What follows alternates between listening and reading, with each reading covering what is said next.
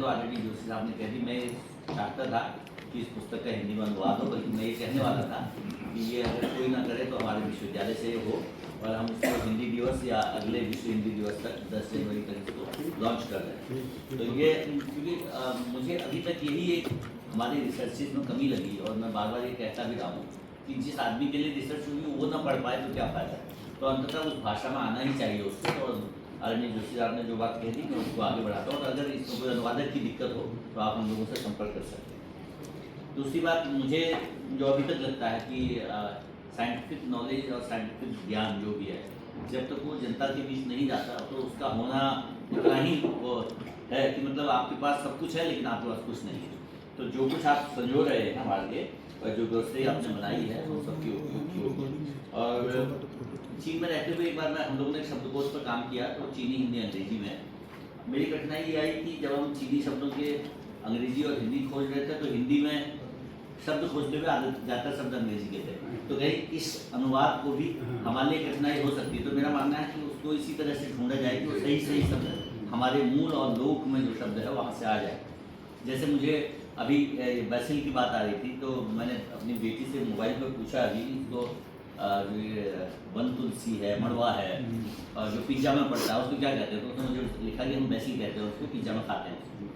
मेरे घर में भी जब पिज्जा आता था तो कुछ दिन मैंने देखा बच्चे उस पत्ते को बड़ा पसंद कर रहे हैं। हम लोग छत पर उगाते थे उनको पता ही नहीं था और हम लोग खाते थे उनको भी ये पता नहीं था। तो कई बार ये बड़ी मुश्किल है। लेकिन मैं आपको बताऊँ हमारे यहाँ बैसिल बहुत उग रहा है।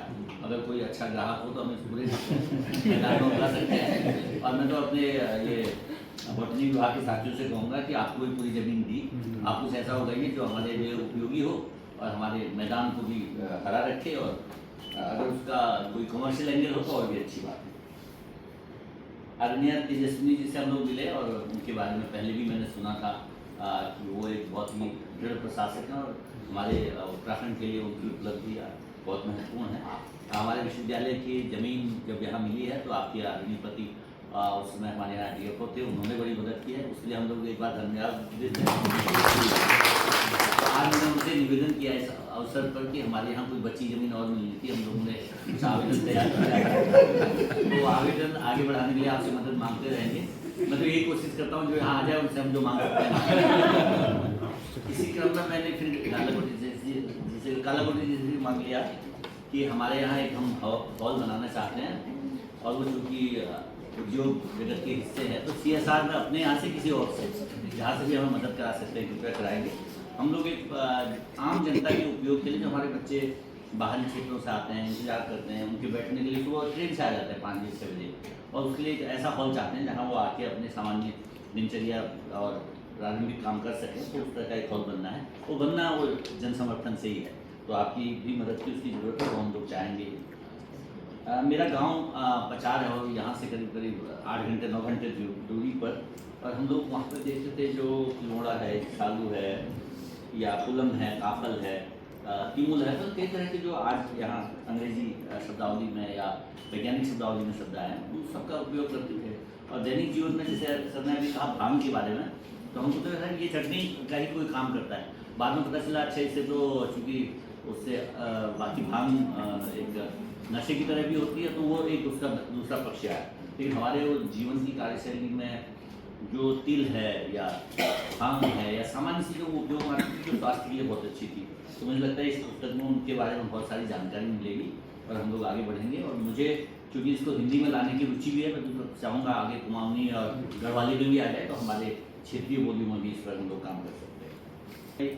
उत्तराखंड में पूरे उस क्षेत्र से जुड़ा हुआ है जहाँ बहुत ही गरीब तबके के लोग भी हैं। ये सर हम लोग ने शुरुआत की है ऐसे बच्चों को मेंटर करना जो फीस नहीं दे सकते तो उसको कोई फीस दे दे और हम पढ़वाते हैं और किताबें हम दे दें, फीस कोई दे दे। तो हम लोगों ने शुरुआत की। पिछले वर्ष एक विद्यार्थी को मैंने सपोर्ट किया, फिर पंजी ने सपोर्ट किया। ऐसे कोई विद्यार्थी जो हमारे पास आते हैं तो हम लोग ये भी चाहते हैं कि आम लोग भी उनको सपोर्ट करें जिससे विद्यार्थी को भी पढ़ना चाहे तो आर्थिक वजह से वो पढ़ने से रह न जाए, ऐसा रहे।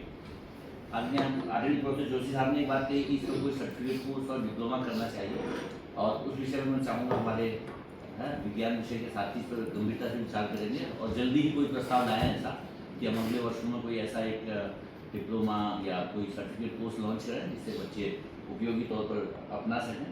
यूएस बनाया जाए तो उसमें हमारे एक्सपर्ट्स को शामिल किया जाए, इंडस्ट्री एक्सपर्ट्स को, जैसे आजकल हमारी न्यूज़ भी देख रही है इंडस्ट्री एकेडमिया, हम लोग ने एक सेल बनाया सर, तो इंडस्ट्री के लोगों को जोड़ें ताकि उपयोगी सेल बने वो और उपयोगी लोग हमारे यूएस के हिस्से बने।